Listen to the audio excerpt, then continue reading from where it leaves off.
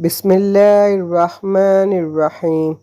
The middle prayer. Furthermore, Allah has specifically mentioned the middle prayer, which is the Asr prayer, according to the majority of the scholars among the companions, as At-Tirmidhi and Al-Baghawi have stated.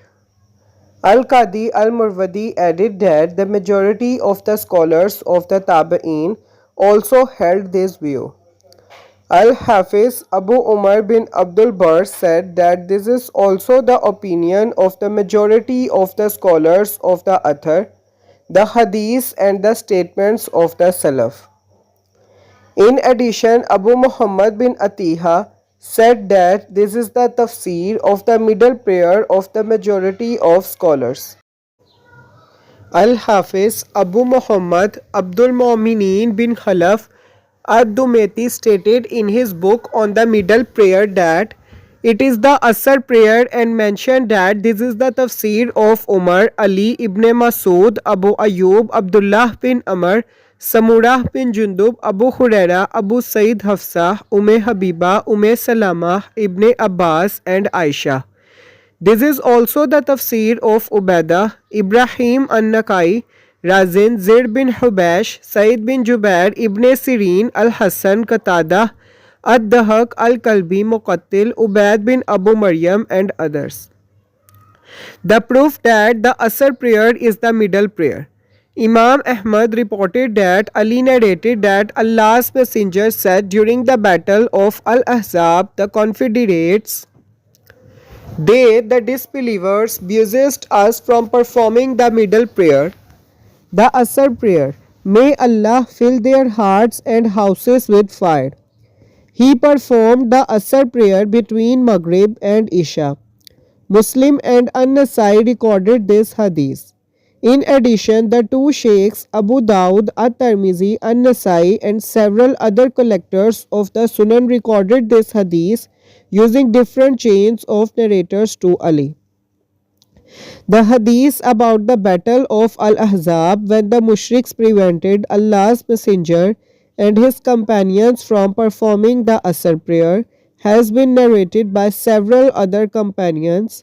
We only mentioned the narrations that stated that the middle prayer is the Asr prayer. Furthermore, Muslim reported similar wordings for this hadith from Ibn Masud and Al-Bara bin Azib. In addition, Imam Ahmad reported that Samurah bin Jundub said that Allah's Messenger said, the middle prayer is the Asr prayer.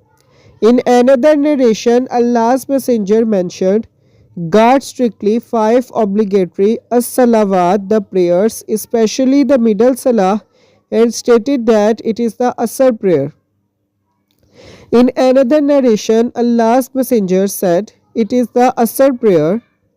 And Ibn Jafar mentioned that the Prophet was then being asked about the middle prayer. At-Tirmidhi reported this hadith and said, Hassan Sahih. In addition, Abu Hatim bin Hibban reported in his Sahih that Abdullah said that Allah's Messenger said, the middle prayer is the Asr prayer.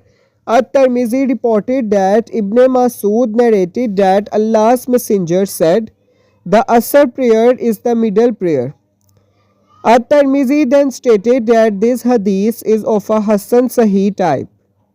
Muslim reported the hadith in his Sahih and his wordings are, they, disbelievers, resist us from performing the middle prayer, the Asr prayer.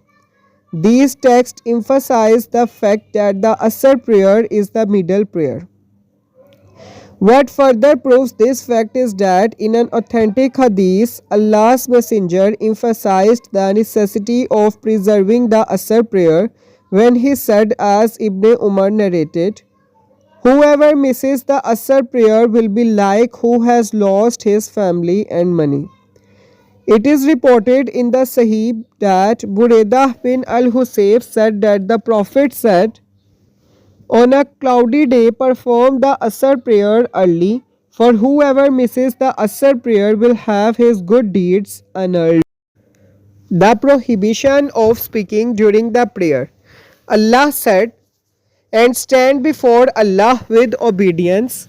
meaning with humbleness and humility before Him during the prayer.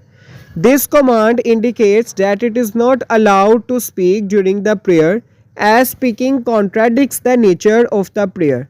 This is why the Prophet refused to answer Ibn Masud when he greeted him while he was praying and said afterwards, "The prayer makes one sufficiently busy by the various actions of the body, tongue, and heart involved during the prayer." Muslim reported that the Prophet said to Muawiyah bin Hakam as-Sulami when he spoke during the prayer, "The ordinary speech people indulge in is not appropriate during the prayer. The prayer involves only tasbih, praising Allah, takbir, saying Allahu Akbar, Allah is the most great, and remembering Allah." Imam Ahmad reported that Zaid bin Arqam said, "One used to address his friend about various affairs during the prayer. Then when this ayat was revealed, and stand before Allah with obedience, we were ordered to refrain from speaking." The group The Hadith Collections, except Ibn Majah, reported this hadith. The fear prayer.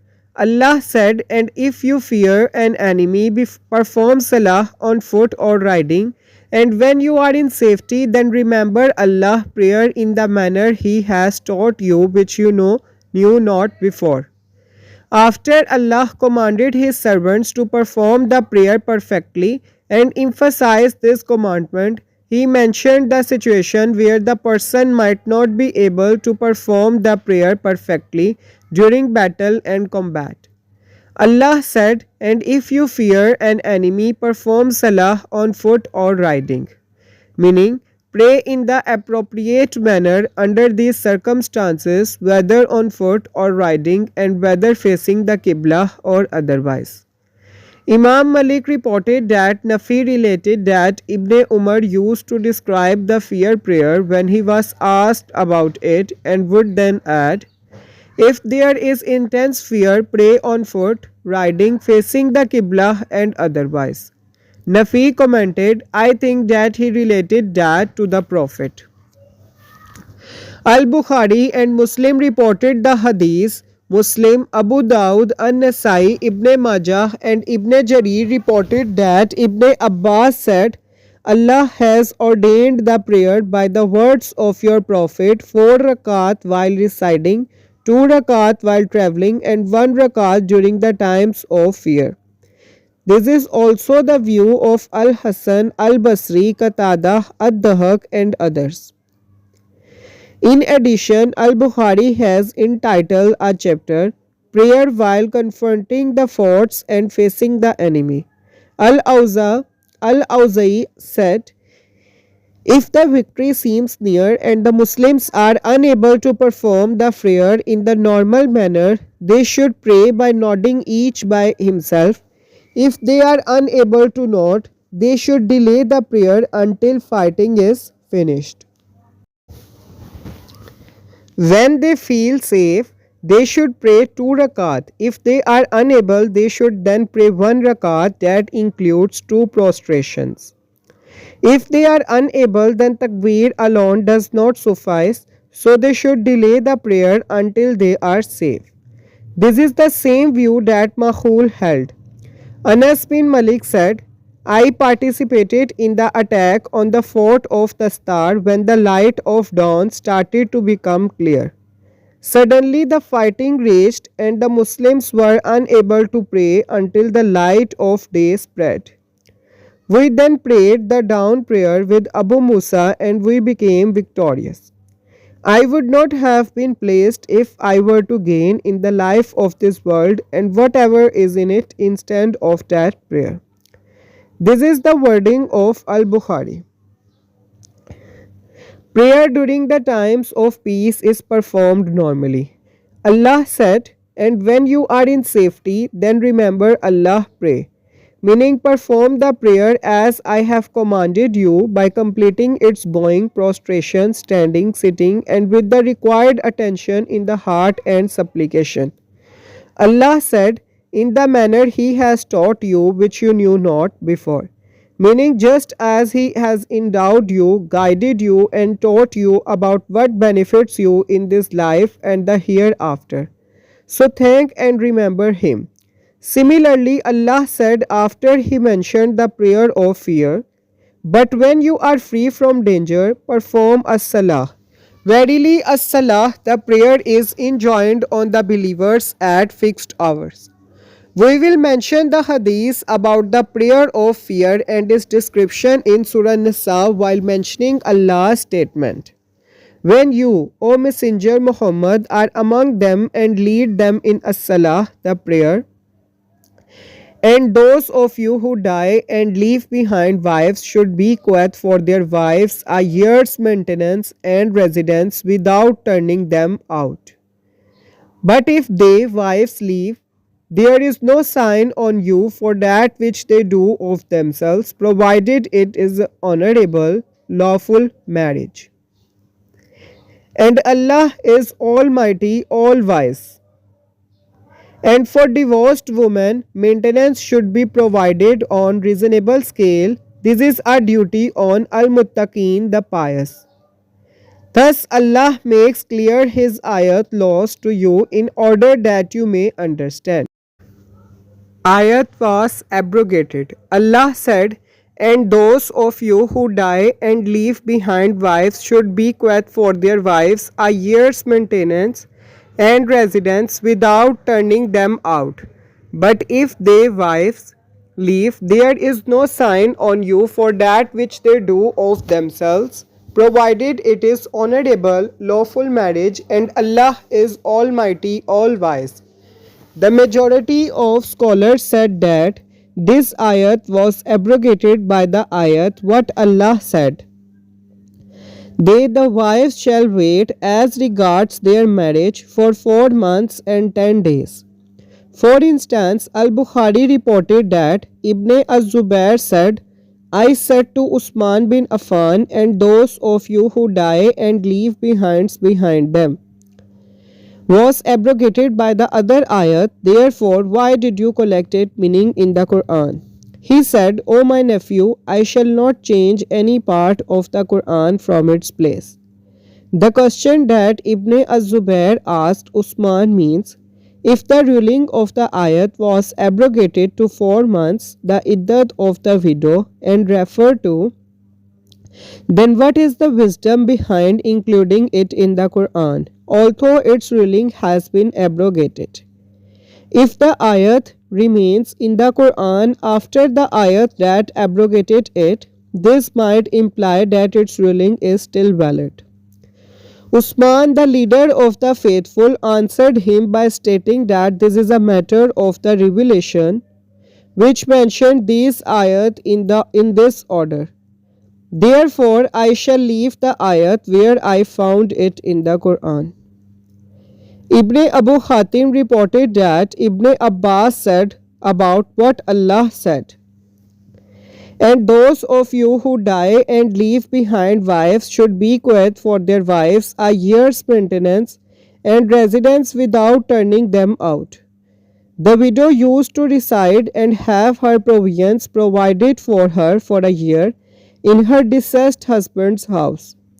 Later, the ayat that specified the inheritance abrogated this ayat, and thus the widow inherits 1/4 or 1/8 of what her deceased husband leaves behind. Ibn Abu Hatim also related that Ali bin Abu Talha stated that Ibn Abbas said, when a man died and left behind a widow, she used to remain in his house for a year for her iddat, all the while receiving her provisions during this time. Thereafter Allah revealed this ayat, and those of you who die and leave wives behind them, they, the wives, shall wait as regards their marriage for 4 months and 10 days. So this is the iddat of the widow, unless she was pregnant, for her iddat then ends when she gives birth. Allah also said, in that which you leave, there your wife's share is 1/4 if you leave no child. But if you leave a child, they get 1/8 of that which you leave. So Allah specified the share of the widow in the inheritance, and there was no need for the will or the nafaka, maintenance which were mentioned in. Ibn Abu Hatim stated that Mujahid, Al-Hassan, Ikrimah, Qatada, Ad-Dahak, Al-Rabi and Muqattil bin Hayyan said that the ayat was abrogated by 4 months and 10 days. Al-Bukhari reported that Mujahid said that, and those of you who die and leave wives behind them used to be the iddat, and the widow had to remain with her deceased husband's family during that period 4 months and 10 days. Then Allah revealed, and those of you who die and leave behind wives should bequeath for their wives a year's maintenance and residence without turning them out. But if their wives leave, there is no sign on you for that which they do of themselves, provided it is honorable, lawful marriage. So Allah made the rest of the year, which is 7 months and 20 days, as a will and testament for her. Consequently, if she wants, she could use her right in this will and remain in the residence for the rest of the year. Or if she wants, she could leave the deceased husband's house after the 4 months and 10 days have passed. This is the meaning of what Allah said, without turning them out, but if their wives leave, there is no sign on you. Therefore, the required term of iddat is still unchanged. Ata quoted Ibn Abbas, this ayat has abrogated the requirement that the widow spends the iddat with her deceased husband's family, so she spends her iddat wherever she wants. This is the meaning of what Allah said without turning them out. Ata also said, if she wants, she spends the iddat with this family and resides there according to the will, meaning the rest of the year. If she wants, she is allowed to leave, for Allah said, there is no sign on you for that which they do of themselves. Ata then said, then the ayat on the inheritance referred to came and abrogated the residence. Hence the widow spends her iddat wherever she wants and does not have the right to residence anymore. The statement of Ata and those who held the view that the ayat was abrogated by the ayat on the inheritance is only valid for more than the 4 months and 10 days. However, if they mean that the 4 months and 10 days are not required from the deceased husband's estate, then this opinion is the subject of disagreement among the scholars. As a proof, they said that the widow is required to remain in her deceased husband's house for 4 months and 10 days according to what Malik reported from Zainab binnate Ka'b bin Ujra. She said that Fariha bin Malik bin Sinan, the sister of Abu Sa'id al-Khudri, told her that she came to Allah's Messenger asking him to return to her family's residence with Banu Khudra. Her husband, had pursued some of his servants who ran away, but when he reached the area of Al-Qadum, they killed him. She said, so I asked Allah's Messenger if I should stay with my family in Banu Khudra. For me, deceased husband did not leave me a residence that he owns or nafaka maintenance. Allah's Messenger answered in the positive. While I was in the room, Allah's Messenger summoned me, or had someone summoned me and said, what did you say? I repeated the story to him about my deceased husband. He said, stay at your home until the term reaches its end. So I remained through the iddat term for 4 months and 10 days in my deceased husband's house. Thereafter, Usman bin Affan sent for me during his reign and asked me about his matter, and I told him what happened. He made a judgment to the same effect. This hadith was also collected by Abu Dawud, At-Tirmizi, An-Nasai and Ibn Majah. At-Tirmizi said, Hassan Sahih. The necessity of the mutah gift at the time of divorce. Allah said, and for divorced women, maintenance should be provided on reasonable scale. This is a duty on al-muttaqin, the pious. Abdurrahman bin Zayd bin Aslam said that when Allah's statement, a gift of reasonable amount is a duty on the doors of good, was revealed, a man said, if I want, I will be excellent, and if I do not, I will not. Thereafter, Allah revealed this ayat, and for divorced women, maintenance should be provided on reasonable scale. This is a duty on al-muttaqin, the pious. The scholars who ruled that the mutah, reasonable gift at the time of divorce, is required for every divorced woman, whether she had a bridal money appointed for her or not, and whether the marriage was consummated or not, relied on this ayat. When they issued their ruling, this is the view taken on this subject by Said bin Jubair and several others among the Salaf and also Ibn Jarir. Hence Allah's statement, there is no sign on you if you divorce women while yet you have not touched, had sexual relation with them, nor appointed for them their due dowry, but bestow on them a suitable gift, the rich according to his means and the poor according to his means. A gift of reasonable amount is a duty on the doors of good. Only mention some specific of this general ruling. Allah then said, thus Allah makes clear His ayat laws to you, meaning what He allows, forbids, requires, His set limits, His commandments and His prohibitions are all explained and made plain and clear for you. He did not leave any matter in general terms if you need the specifics, in order that you may understand, meaning understand and comprehend. Did you, O Muhammad, not think of those who went forth from their homes in the thousands, fearing death? Allah said to them, die, and then He restored them to life. Truly Allah is full of bounty to mankind, but most men think not. And fight in the way of Allah, and know that Allah is all hearer, all knower.